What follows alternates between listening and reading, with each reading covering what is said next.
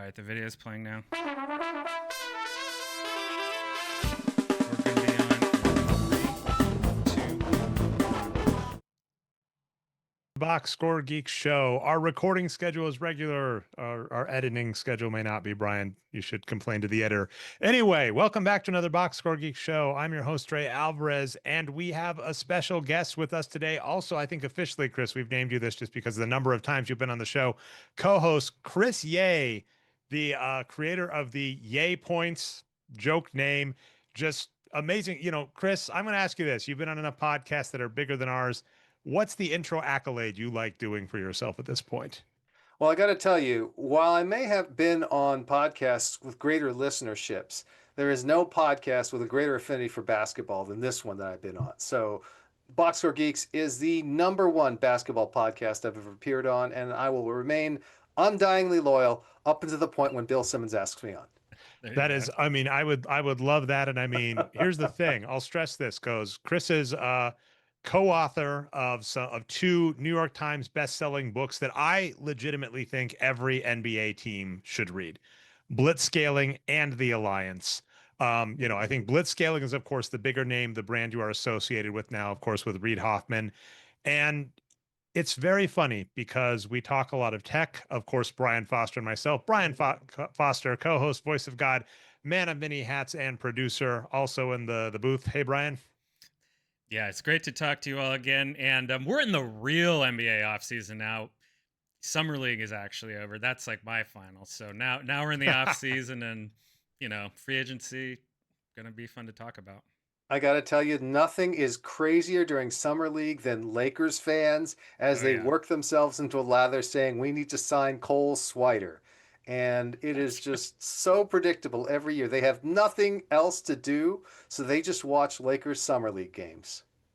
Which is fun. I mean, here's the thing. So the reason, as we mentioned, we had on. So Chris, you are, first off, investor galore. I think it's been on hiatus for a bit, but you of course have the Blitzscaling Ventures. You had a really fun podcast, and I love listening to you and your co-host do basically box score breakdowns of investing. Of course, after the fact, you don't give it away for free. You're like, FYI, the ship has sailed. But if you had been reading the box score, we'll go out. We'll go over it after we've invested, not before.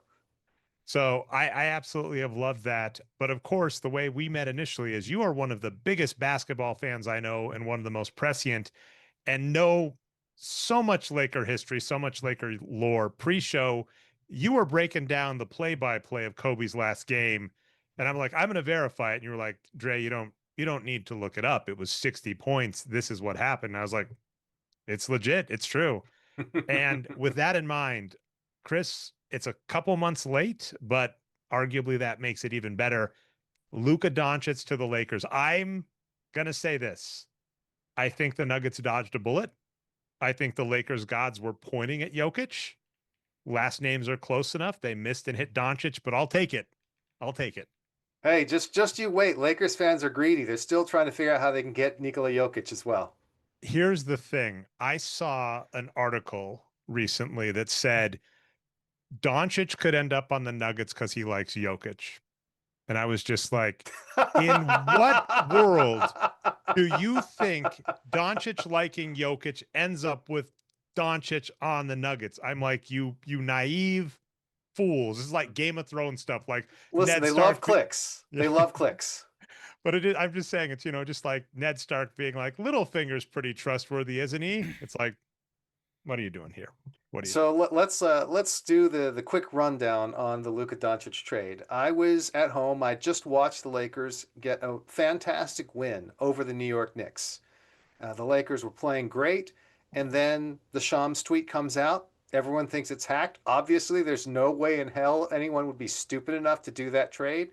And then a little time passes, and yep, somehow the Nuggets were crazy enough to do that trade. So Nuggets have made some bad trades. Sorry, the Mavericks. I apologize. Oh my God, the Mavericks. And I was like everyone else. I listened to it, didn't believe it, and the first thing I did was just start celebrating. Because as a Lakers fan, not only are we obviously getting one of the best players in the NBA, probably, I would argue, the second best player in the NBA, because Nikola Jokic is on another level. But the second best player in the NBA, who's 26 years old, he is literally younger than Austin Reeves. Really? Okay. Only by a few months. But people think about, oh yeah, Luka's been around a long time. Austin Reeves, this young guy. He's younger than Austin Reeves, and he is one of the greatest talents that has ever come into the NBA. He's on track to become the greatest of all time if he somehow sells his soul to the devil and gets LeBron James's longevity.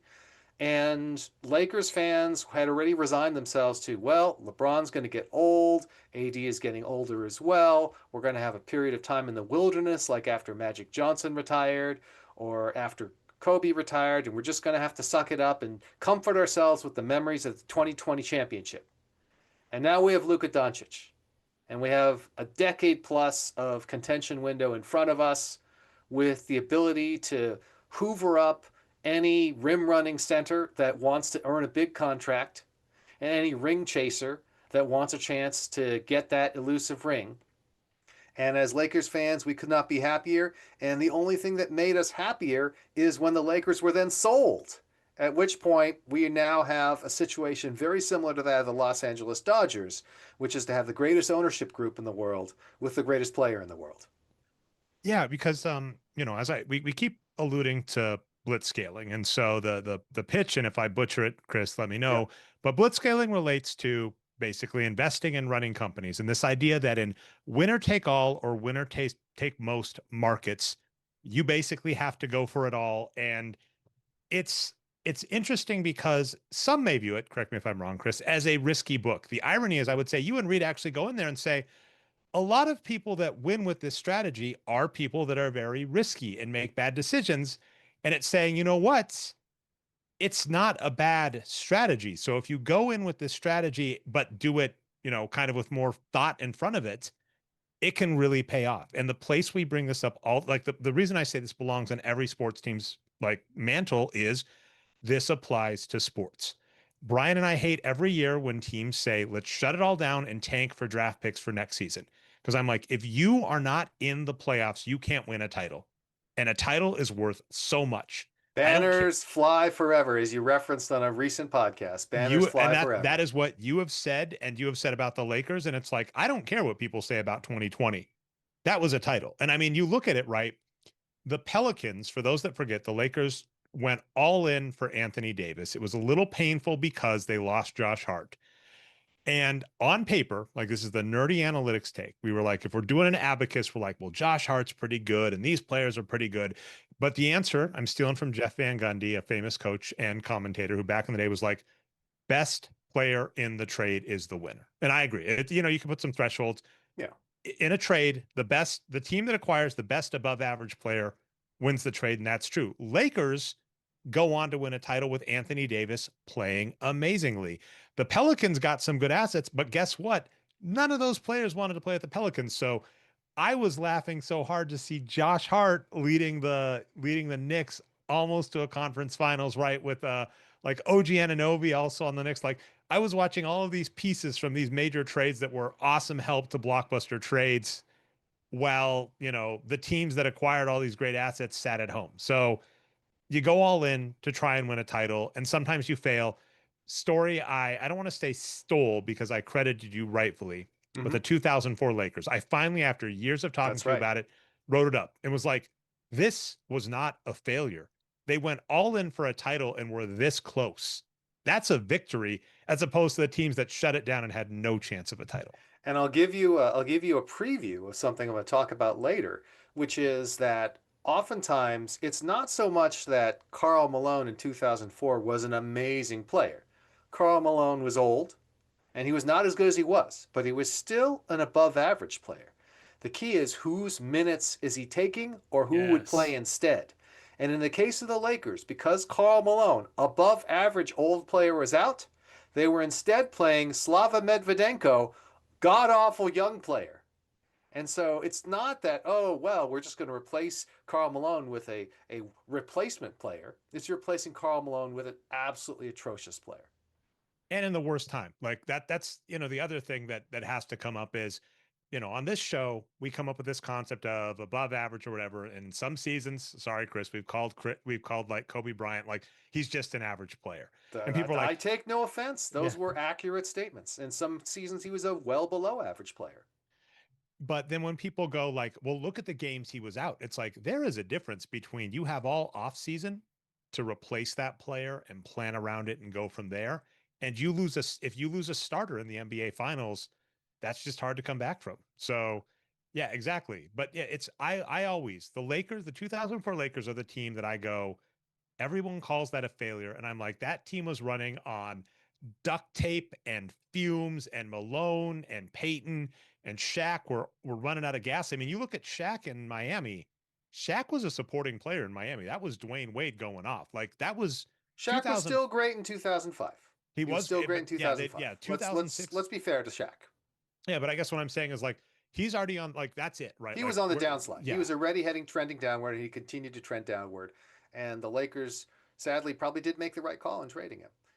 I mean, it's hard. I mean, with you got Odom, and then of course you got Butler turned into Kwame, and Kwame turned into Gasol. So Yes, now that technically, was a strange trade. sure. I'm going to trade this silver bar for a pile of dog crap, and I'm going to trade this dog crap for a gold pile. Okay, great. It worked out. Makes, I do. It is a little late, but I know you've probably followed the late in terms of the news, Chris. But Yeah. like, I am curious about the Doncic trade. You probably listened to the Wire. Like that Yes. was utterly baffling. It's not This horrible, but it's not great. It is utterly baffling. It boils down to the following.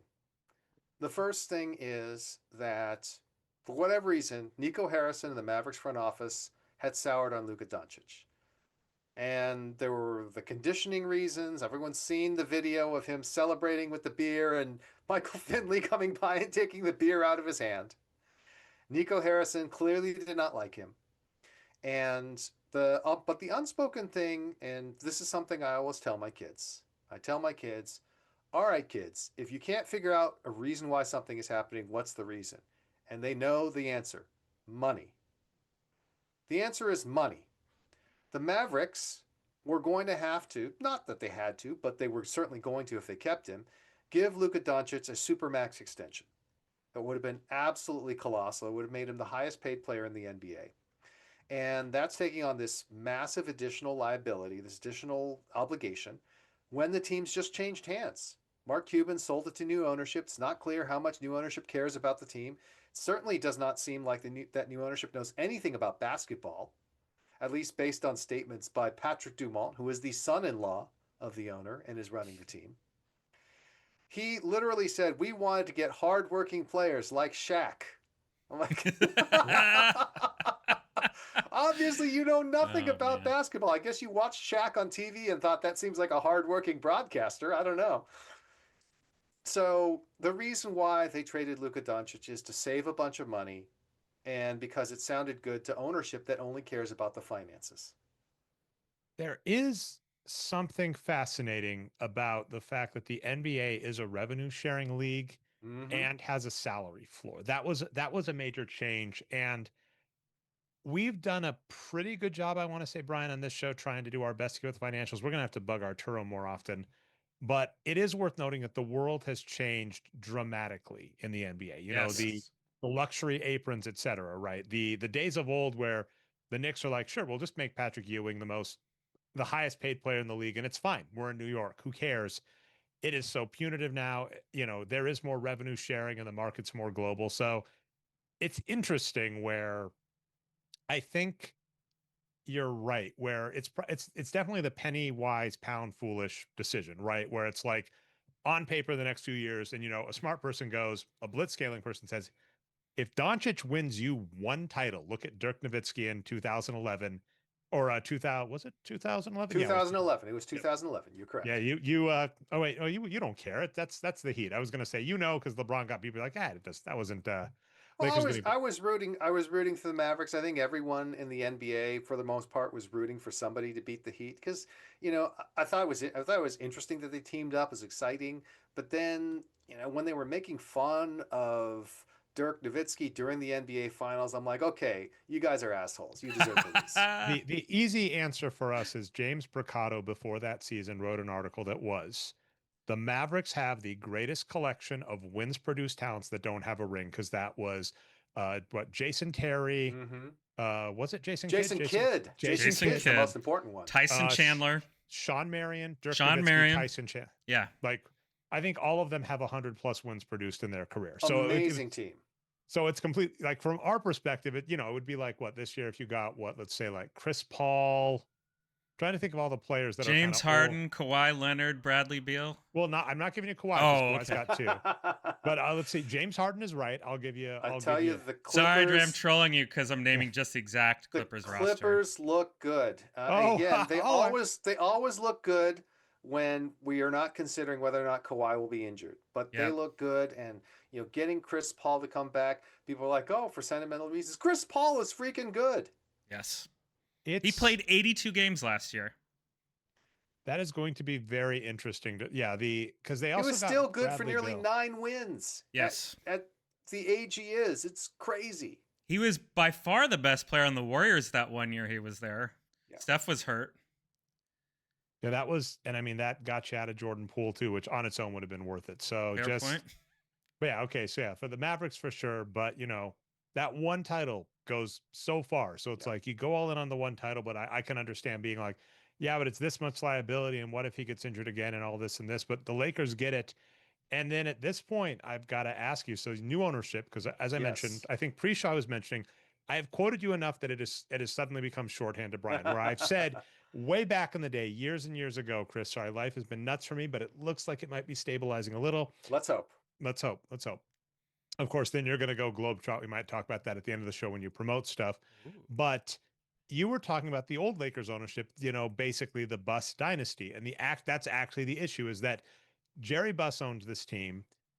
You probably greatly enjoyed the show. Winning the Time on Winning HBO Time. was fantastic.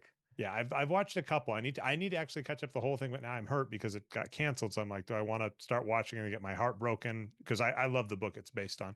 Yeah. But of course that gets bifurcated into, you almost end up in a secession like storyline where some people know what they're doing, some aren't. The way you phrased it is right. You've got too many cooks in the kitchen, as well as some cooks are direct, like, because their money is tied to the team.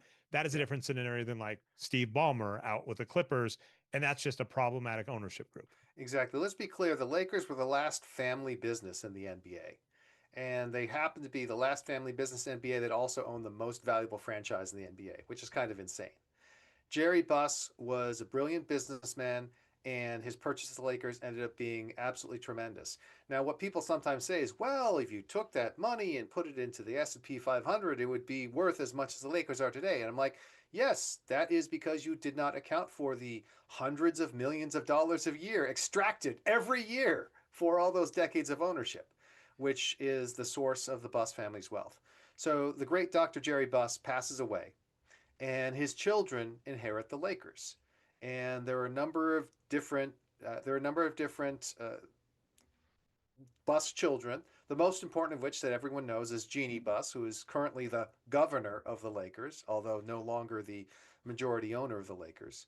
But there are also other key Busses. The most important ones, for our purposes, being Jimmy Buss, who was one of Jerry Buss's sons, and then with a different wife, some of the younger sons, Jesse Buss, and I can't remember the last Buss. But the key thing is that the Buss family as a whole, the Lakers were their piggy bank.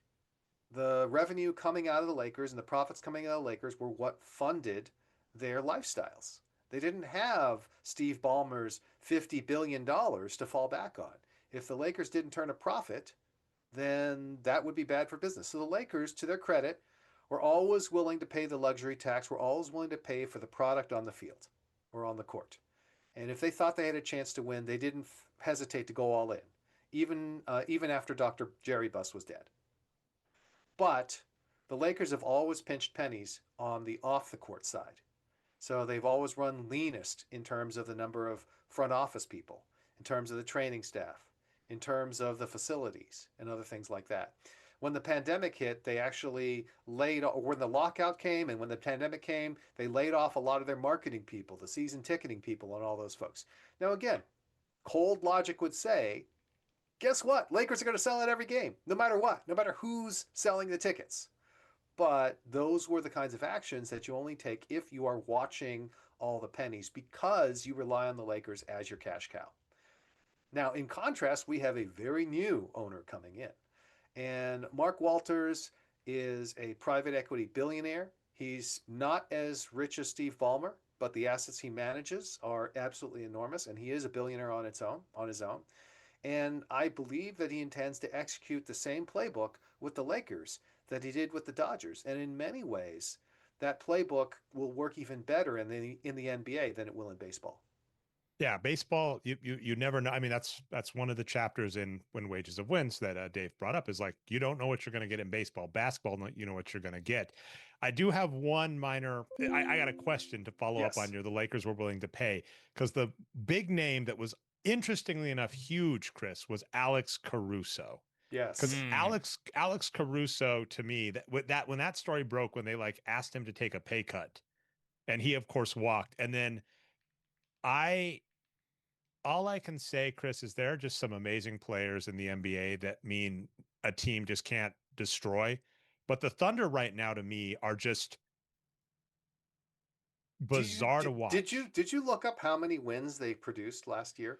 No, me and Brian were saying this greatest team of all time. Like, They produced 79 wins it's last year. ridiculous. They were absolutely ridiculous. The first team to crack 12 and a half SRS in a season. And it's Yeah. like, it's so hard, right? You know, you're in the same boat, right? When you're trying to explain like margins, like 1% or something, and Yes. it's like, I'm trying to tell you the difference between 12 and 11 is so huge. I'm like, that is the difference between the best team in the NBA and the mediocre team in the NBA. I'm like, the Thunder last year were too, like, you know, the 72 win Bulls. Like the margin between those two teams is as much as it say, you know, actually, you know, say like the let's go what the Pacers and the worst team in the league this season. What I would tell people is, listen, most seasons the NBA champion has a winning point margin of around 6 points a game, and they doubled it. Yeah, it's absurd. So it's hard to watch because we get to the end, right, and you look at the assets they have. I mean, Brian, some of the transactions, we probably won't go over these as in depth this week. We were doing a lot of that in previous shows, but they A got lot of Chet. those assets are draft picks. I know how you feel about draft picks. I know it's funny. I love in the discussions we've had. I love draft picks as a way to hold assets for Yeah. future. That's right. I just hate it when people go. My rule that I crystallized thanks to Alex Caruso is a winning team is not allowed to let an above average player out the door if they do not get equal back. And so what the Thunder did is they went, we're not going to be able to afford Giddey. Can we get at least on paper as productive as a player? And they got Caruso back for half Which the was price. brilliant. And let me also say that letting Alex Caruso leave was even worse than you make it out to be, because it was not about them being too cheap to pay in some sense. Here's what happened. The Lakers decided they had to choose between two players. One of those players was Alex Caruso, and the other player was Talen Horton Tucker. That's They decided they could pay one of those two players, so they let Alex Caruso go and they paid that money instead to Talen Horton Tucker. the fun. I have a funny comparable on the Nuggets, which is funny because the Nuggets made the right call. Apparently, after we won the title, our GM is just, you know, drunk on winning, and it's hard to be mad. So he's talking too much to the Calvin media. Booth, Calvin Booth just talk, formerly crappy backup center. and yeah, and then I mean that it's wild how that wound up too with him and Malone. But so when he was talking the Nuggets, he was basically going, yeah, we couldn't afford to play Bones Highland because we had him and Michael Porter Jr. and we could only have one player that could play defense. And Bones Highland got all offended. And I was just like, here's the thing, man. That hurts, But but it's he's true. right. He's right. I'm like, he made the right. So again, Alex Cruz was like, me versus Taylor Horton Tucker, who's got it. I love the name, and he had a couple of good games, but agreed. But like MPJ versus Bones Highland, I'm sorry, man. I'm like, I want to feel for you, Bones, but they made the right call. So the Lakers have a historical tendency to overvalue on-ball creation. This is just a general pattern. And you've seen them, bring in players to this effect, whether it's a Rajon Rondo or Lance Stevenson or what have you. They like on-ball creation. They're not alone in that. That is one of the biases that people have throughout basketball. I mean, it goes all the way down into pickup basketball. Nobody ever is like, let me get that guy. He sets good screens. They're like, I'm going to play with the guy who can fill it up. So that's just the bias. But that is something that I doubt would ever happen under the new ownership. That is amazing to hear, just to like know that is going to happen. I mean, I last question kind of related to Lakers. I don't want to keep you too late, Chris. We Oh could no, talk no, a but couple. I've got a whole Lakers rant to go to Okay, after this. okay, so I've got one more question. I definitely want to hear the Lakers rant. Yes. And by the way, you cut us off at any like here's the thing, Chris. I would keep you as long as possible, but I want to be respectful of your time. Oh, thank you. But my question about the Lakers is, what do you think is going to happen with the new ownership and LeBron? Excellent question. So I think that the Lakers have basically made it clear what their position is, which is LeBron, you've opted into your contract. We're really glad to have you. By the way, LeBron is still a good value on that contract. If you can believe it, over the past 2 seasons, he's produced 12 wins each season. Somehow, I don't know how, what some sort of devil magic, he is continued to be great, even at his advanced age. And as you know, $50 million for a 12-win player is decent business. Obviously, you have a set the 200 million to play with. 50 million for 12 wins, not bad. Not phenomenal, but not bad. And so having LeBron on the team this season is great. They continue to make money. They would probably love if LeBron were to announce before the season, this is it, I'm going to retire as a Laker. But what they're not going to do is say, LeBron, whatever you want, man. Because guess what? LeBron is 41 years old, and they have Luka Doncic now. And so the Lakers have always known they take care of their stars, but they know who their real star is. And LeBron is no longer the real star of the team. Luka is the star of the team. And LeBron doesn't like it because, of course, he's LeBron James. But he doesn't have to like it. This year, he has no other alternatives. He's under contract. There's nobody who can trade for him. And the Lakers certainly aren't going to buy him out. By the way, they still have his son. This is another way it's like Game of Thrones. Hey, we have your son right here. So guess what? He's going to play, and hopefully they'll have a great season. I'll talk about that in a bit. After that, LeBron's a free agent. He can do whatever he wants. He can choose to re-sign with the Lakers if he feels like this is his best chance to add to his win total and if he feels like it's a good situation. Or he can go back to Cleveland. He can go to Golden State. He can do whatever he wants. But the Lakers are like, yep, that's fine. Because when you come off the books, we're going to have a clean salary cap situation. We'll have Luka Doncic. We'll have Austin Reeves' cap hold. And we'll be able to figure it out. Because we have Luka Doncic. We are the Los Angeles Lakers. And that is a situation we long to be in.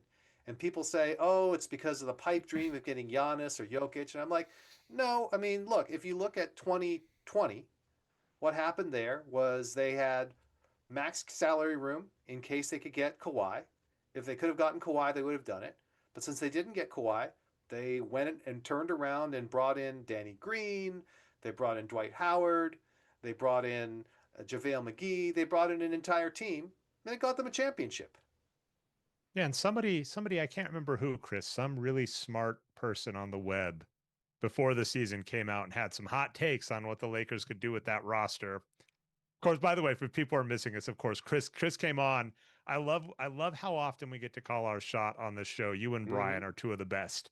And before that season, you're looking at the roster, you're like, this is a contender. And they went on and won, and that was fun. This is a team that, obviously it was exaggerating a little bit, but it's like you could plausibly see 70 wins in terms of 70 wins produced. And they could have gotten there if the pandemic hadn't hit, because they were easily the best team in the NBA when the pandemic hit, and they just eased off the gas to relax and then turned it back on in the playoffs. But you could also make the argument the way that worked, right? So it worked out great because that meant LeBron was fully rested heading into the playoffs. Yeah, going into, because that was the bubble year that people forget. It's very funny where it's weird because people are like, that doesn't count because it's different. And I agree, but I'm like, it's different in different ways. As an example, Yeah. Mike Malone, the Nuggets went really far. They had 2 game 7s, some of the most remarkable playoff games in Nuggets history. And, at one point, like he and I share a birthday.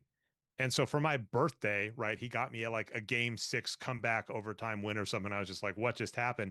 And he's talking and he's just like, oh, yeah, I'm stuck in here and I can't see. He's like, I can't see my family because I don't want to put them through that. Because, with quarantining and stuff, it's like Right. if you came into the bubble, you had to do certain things. He's like, I can't do that with my family. I'm like, oh, yeah, you have certain people in here that are like estranged from their family, have to go a long time. So to your point, the Lakers in like the end of the regular season, so to speak, knew they were in, knew their seeding, and so kind of looked worse than they appeared, but were able to hold back. And then I think the Lakers and the Heat that year were two of the more cohesive teams inside of the bubble. Whereas like the Clippers had some fun behind the scenes story stuff we got to hear about.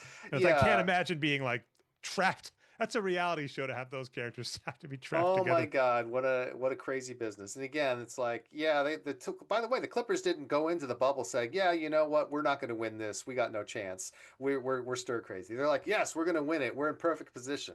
Like they can revise their tune afterwards out of sour grapes, but it is not something, it's something we're not going to let them forget.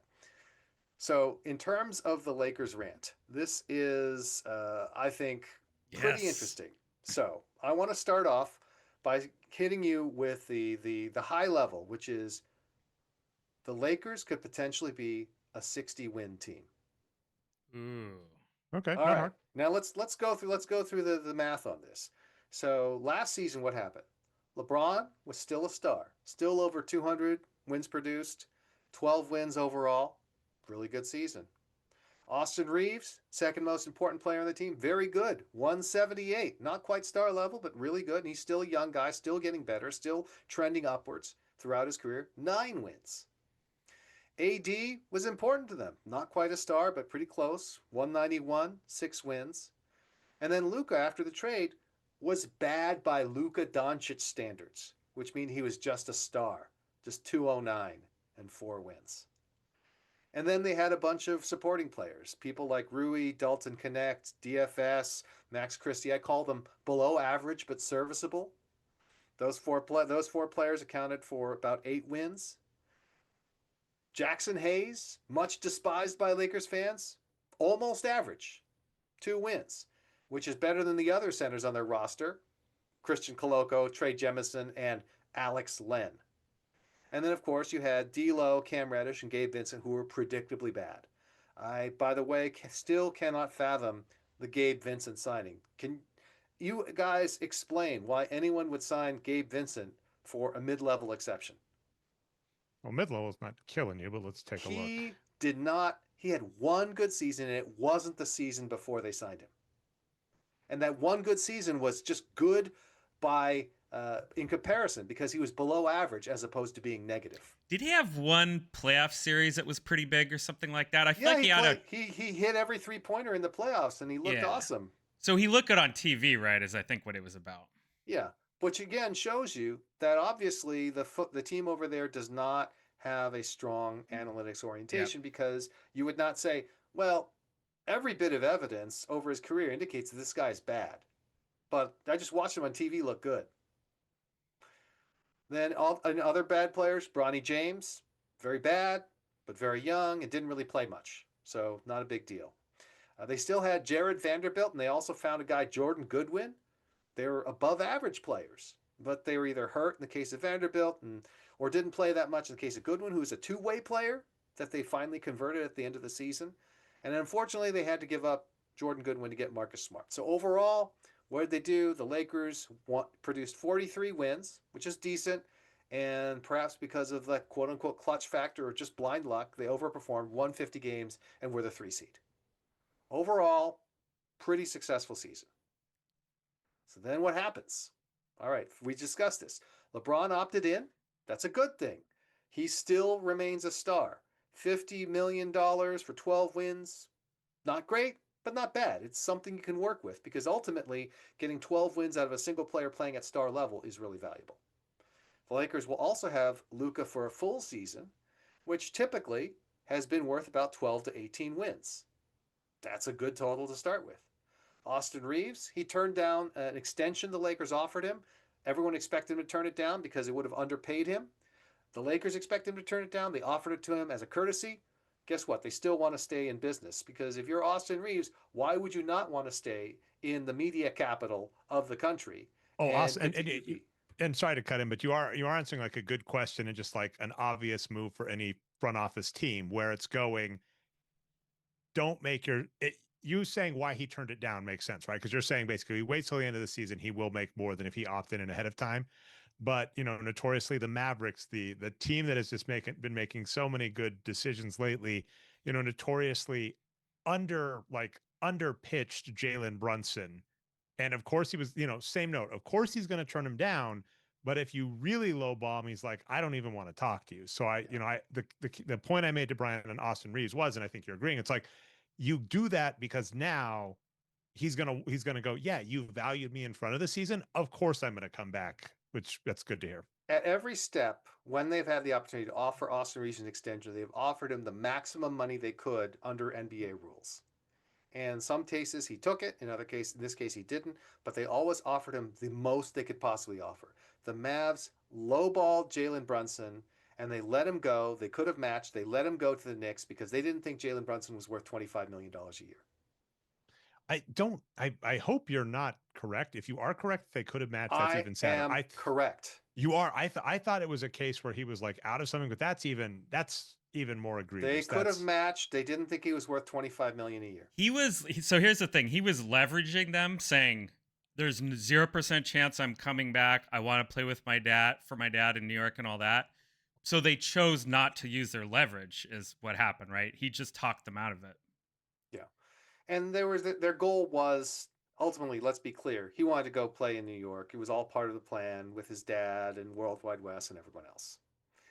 But the fact is, Austin Reeves turned down an extension, would have paid him about $20 million a year. He's expected to sign an extension after this season. They'll pay him about $30 million a year, which is a lot, but for a 10-win player or more who's still improving is eminently reasonable. Yeah, the economics of the NBA have changed. So it is so bizarre.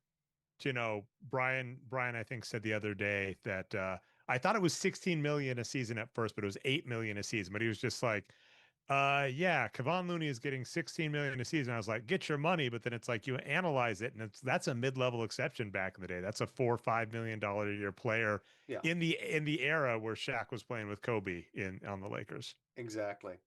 Now let's continue on down the transaction list. So a lot of people made fun of the Lakers for losing Dorian Finney-Smith. Oh my God, Dorian Finney-Smith, plus minus God. DFS, we need him so much. Luka loves him. He's Luka's guy. How can we possibly lose him? Oh my God. He produced 1.27 wins last year. He was below average. Yeah. And then the Lakers replaced him. DFS has gone over to the Houston Rockets. He signed a $53 million contract.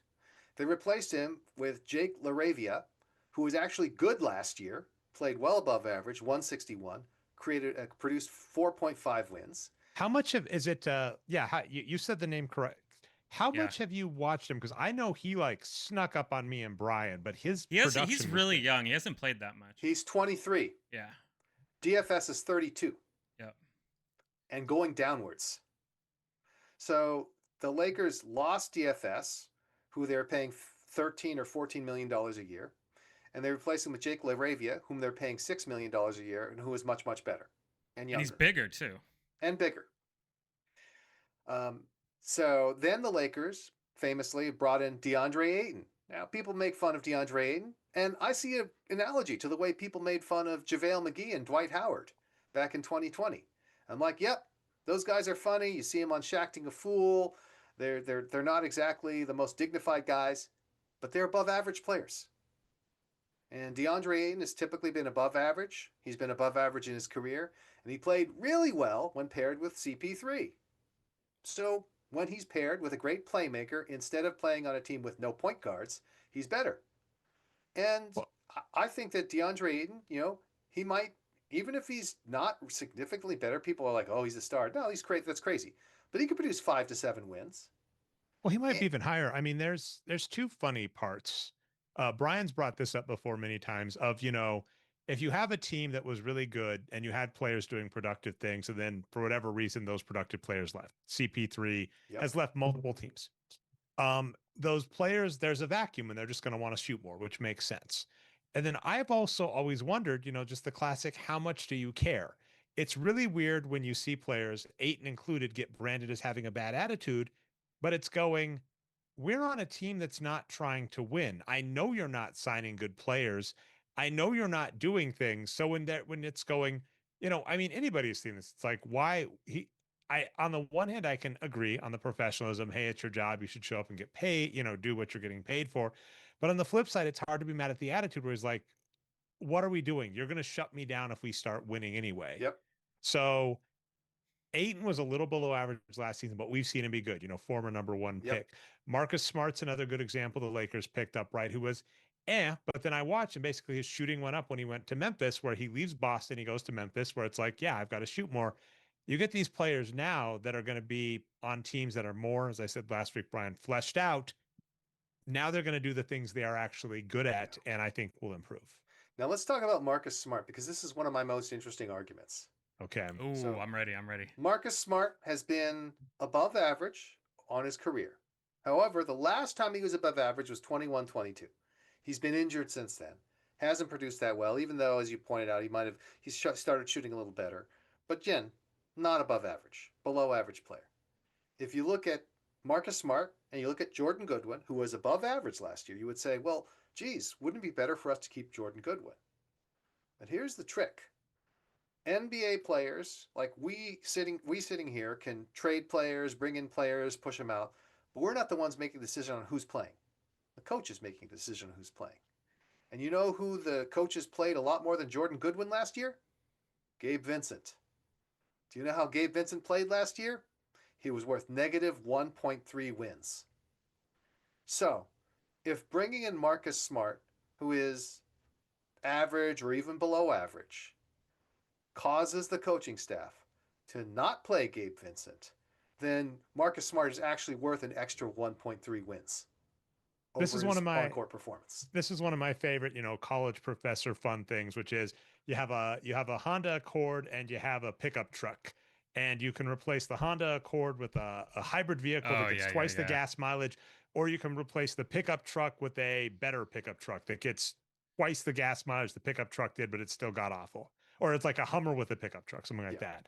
Which one do you replace? Of course, assuming you drive both similar. And the answer is the weakest one, right? You replace the weakest link. So, and Boxscore Geeks, we're kind of the same way. The strategy that I am so happy to see winning in the NBA is the last two seasons, right? The Celtics and the Thunder is no bad players. The Nuggets managed to win with the old school Shaq model, to have the best player in the NBA and have them stay healthy in the playoffs. That's a great model to win, but it requires a lot of luck. But the teams that do the best is no bad players. So if you are a team, every player on the bottom, the Gabe Vincents, every one of those that you pluck off is, and it's so much easier, right? Turning a Austin Reeves into, let's say, hypothetically, a Shea Gilgeous-Alexander. That is really difficult. Turning a Gabe Vincent into a Marcus Smart, as we saw, trivial. Ticky-tack. Exactly. We're talking about, plus 4 or 5 win swing, which is significant, especially for somebody who you're bringing in for $5.5 million.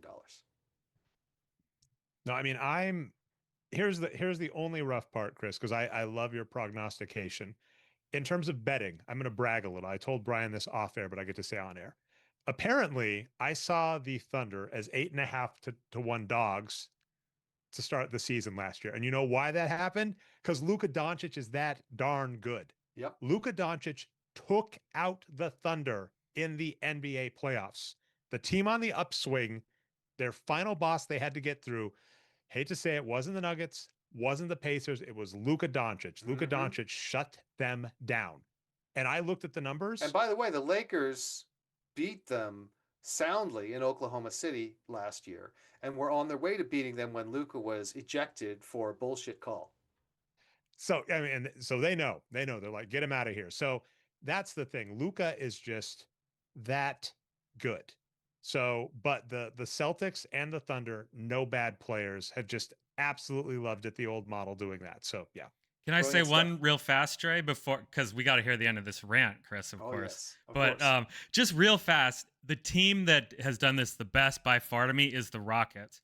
Not only have they brought in Hall of Famer Kevin Durant, other players, Josh Okogie today, even the guys they've replaced, Dylan Brooks Oh my God, and Jalen Green, not bad, but not. not But his good. salary is so big, also, right? Not good Yeah. for his salary. So just to get rid of your worst players and replace them with these great players, man, the Rockets really, really what's what I'm looking for. They followed that principle. Yeah. And this is a good principle because as a GM, you don't control who the coach plays. You can That's right. try to control who the coach plays, but you can't. And we saw this in the movie Moneyball. So to finish out the Yes. rant, we have Jared Vanderbilt, plays well when he's Yes. healthy, but injured all the time. Remarkably enough, all 3 seasons with the Lakers, regardless of how long he's been playing, it's basically the same number of minutes, about 600 minutes and 2 wins, which is great in That's 600 minutes, but tough. And then Dalton Connect, below average, but who is a rookie. Hopefully he'll get better. He produced 2.2 wins last year. Not terrible. Not a The bad last guy, dunker either. not a bad dunker either. Last guy on the roster, Max Kleber, old, injured. Hopefully he doesn't play. He literally did not play for the Lakers this year, except one game in the NBA Finals. One game in the playoffs? Wasn't he just required for the salaries to match to Correct. get Luka there? Correct. So, by the way, because the Lakers traded Max Christie to the Mavericks, it actually was a loss. Max Christie is below average, but he's young, and more importantly, he's so much better than the alternatives. So that really did hamper the Lakers quite a bit. And I do like Max Christie as a player. Finally, the Lakers drafted Adu Thiero in the second round. He's an interesting athlete, but guess what? I don't care what the fans get excited about. He's a second round pick. He's not going to play. He's irrelevant. So we've gone through the Lakers. We've gone through what they've done. Now let's take a look at what next year could look like in a positive but still plausible scenario. First, LeBron continues to defy Father Time and produces 10 wins. That's actually less than he's produced these past 2 seasons. He's produced 12 wins both seasons. Let's say he manages to do it again, especially since he doesn't have to carry that heavy a load with Luka there. 10 wins for LeBron. Next, Luka Doncic already appears to have lost 20 to 30 pounds. This is a classic, what the tabloids would call revenge body. Oh, you're going to dump me? F you. I'm finally going to start taking my health seriously. He looks thin. It'll be very interesting to see how he looks in the Euro Cup or whatever the heck it is they're going to be playing. Oh, yeah, later Eurobasket. on this season. Very excited to see that. Luka Doncic, Luka Doncic now back to rookie weight. Let's just say he produces 15 wins. We're not even going crazy and say he goes nuts and produces 20. Let's just say 15. Austin Reeves continues to progress, produces 10 wins. DeAndre Ayton and Jackson Hayes combine to produce 10 wins at the 5. All still eminently reasonable. Jake LaRavia keeps improving, produces 6 wins. Then we got, our mediocre guys. Rui Hachimura just performs pretty much the way he usually does, produces 3 wins. Marcus Smart shoots less, produces 4 wins. If he shot 0, he'd probably produce more wins. I'm pretty sure that every shot he takes reduces the number of wins he produces. Vando produces his usual 2 wins. Dalton Connect improves a little bit, produces 3 wins. And then the Lakers are smart enough not to play Gabe Vincent. So he doesn't subtract wins. If you add up all those wins I just described, and again, each of those things I said sounded reasonable, reasonably optimistic because it didn't factor in injuries or anything like that, that's 63 wins. And here's what I want to throw out that I always hate kind of preseason. The line I was going to make actually that I forgot to finish up was, unfortunately, the betting odds are never in your favor because people always overestimate the Lakers regardless. Although I'm going to throw this there. There are 2 betting ones that I hope by the time, so this is a spoiler, it's finalized. I'm heading to Colorado where betting is legal again. Ooh, exciting. And the brag I get to make, Chris, is that 8.5 to 1 I thought was insane last season. And I actually put some money down and didn't realize when I was rooting for the Indiana Pacers to win the NBA Finals, I was rooting against my own interests. Although I spent more on the ticket than I won, but I still won some, which was awesome.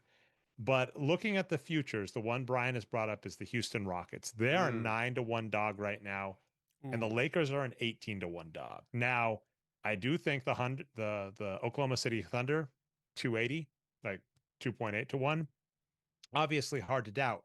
right. But I've even said, had I thought the Pacers were a great pick at like say 20-1 or something, they make the NBA finals, then you can hedge that, right? Then you That's can right. bet on the Thunder to win and you turn it into a 10-1. I get 2-1 if the Thunder win and 10-1 if they win. So the Rockets and the Lakers look amazing. And I get to brag that I did get to do this last season with the Thunder, who I thought looked better than they appear. So the other thing about the Lakers I want to throw out to you, Chris, is the unknown moves that may happen. Oh, yes. I was going to get to that. Okay, okay. Do you have So, any well, no, I will just point out that just this century, the Lakers have somehow managed to trade for Pau Gasol and Luka Doncic in the middle of the season in trades that everyone in the NBA at the time thought were absolutely insane and lopsided. As we know, the Pau Gasol trade only looks a little better in retrospect because Marc Gasol ended up becoming a very good player. Not as good as his brother, but very good. But at the time, he was just a fat second round pick. the And Pau so, Gasol trade? Literally, what I loved about that trade so much, Chris, in a mean way, I argue the Lakers literally derailed some of their competition by putting them on tilt. Because if you remember, the Suns dismantled their big three a little preemptively. They shipped Sean Marion out the door for Shaq because they're like, we got to be able to compete with Pow. And the Spurs actually decided, hey, we got to pay for someone good and paid a bunch of money for Richard Jefferson. So the Pau Gasol trade didn't just win the Lakers 2 titles and 3 finals trips. It literally freaked out all of the Western competition so that two good teams, like it was a race car thing, like they ran two good teams into the wall doing that. exactly. So I will just point out that if you add up the salaries of Rui Hachimura, Jared Vanderbilt, Gabe Vincent, Maxi Kleber, and Bronny James, the number almost exactly matches the salary figures for Nikola Jokic or Giannis Antetokounmpo. I was gonna take that first one out. That second one though, and I mean, the Giannis is leaving. I mean, I my if Miles Turner shocks us, Brian, I'll be fine. But I can't buy it. I felt mean bad to say that Miles Turner ditching the Pacers because of course Tyrese Halliburton is injured. And everybody's like, oh, he betrayed them. I'm like, he did him a favor. He is overpaid. And I cannot, I could 100% see a scenario. So here's what I could see happening, Chris. I'm gonna make a big prognostication, Mm-hmm. and I want you to Mm-hmm. grade it. Then we can kind of start winding down, or you can starve your family. Either or works for me. Okay, Chris. I think LeBron James is given an out to retire in Cleveland, right? So come the trade deadline, the Lakers are like, hey, if you want to get paid and have a nice soft landing, what if you retire in Cleveland? That would be nice. Cleveland's got a ton of great assets we would love. Um, you know, Jared Donovan Allen, $30 Donovan million Mitchell would be contract. hilarious. Donovan Mitchell. Donovan Mitchell, Jared Allen, Evan Mobley, right? A bunch of good assets. And I could potentially see just another team involved for like a so like some scenario where it's like Lakers. I'm gonna say a 3 team at minimum, but it's Lakers, Cavs, X, and it gets and up and actually the Bucks. I could legitimately see Lakers, Cavs, Bucks combining to get Giannis to the Lakers at the trade deadline, and I don't think that's that implausible. So it wouldn't be the first time that the Milwaukee Bucks have traded their Yes. generational big man to the Lakers.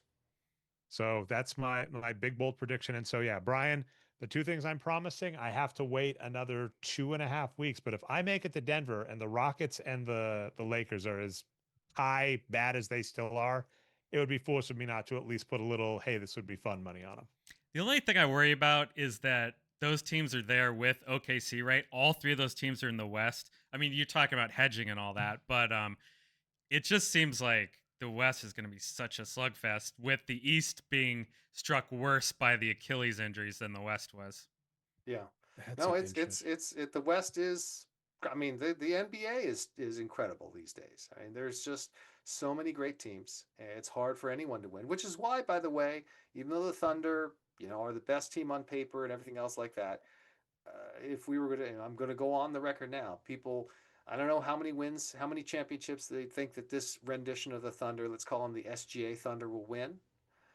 I will put the over under of Thunder championships, including this one that they've just won, uh, in the SGA era. I will put the over under at. I'm trying to figure out whether it's 1.5 or 2.5. 1.5 feels a little low, almost insulting. So maybe I'll go with 2.5.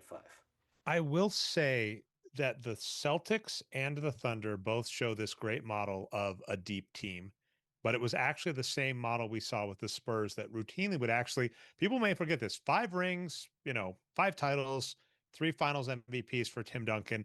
Hard to call that, but underperformed relative to the regular season record when you compared them, to be fair, to like the Shaq and Kobe, because the Shaq and Kobe, we can say all we want about how weak their bench was, but you go into the playoffs and you just that's what happened in 2004.